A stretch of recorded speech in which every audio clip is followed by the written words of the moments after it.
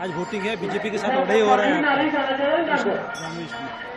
आज लड़ाई है धर्मनिरपेक्ष पार्टी की और सेकुलरिज्म के बीच में, और जीत हमें लगता है कि सेकुलरिज्म की जीत होगी। और पिछले 10 वर्षों से जो जुल्म इन भाजपा के लोगों ने, कि भाजपा की सरकार ने जो ढाए हुए जम्मू कश्मीर के अंदर, लोग आज वोट डालकर उसका बदला देंगे।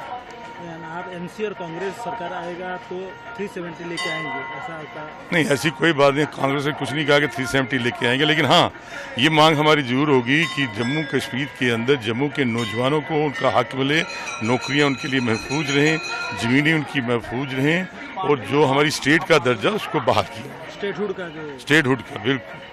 और आज 7 बजे वोटिंग शुरू होने वाला है, तो आपका क्या अपील रहेगा?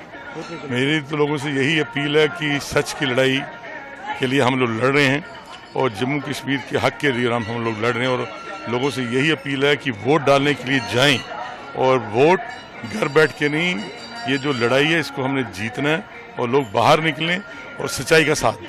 कांग्रेस और एनसी का सरकार होगा? डेफिनेटली सरकार बनेगी, नेशनल कॉन्फ्रेंस और कांग्रेस। तो कुछ सीट में देखा गया कि एनसी और कांग्रेस के बीच लड़ाई भी हो रहा है। ना, वो फ्रेंडली मैच है, ऐसी कोई बात नहीं।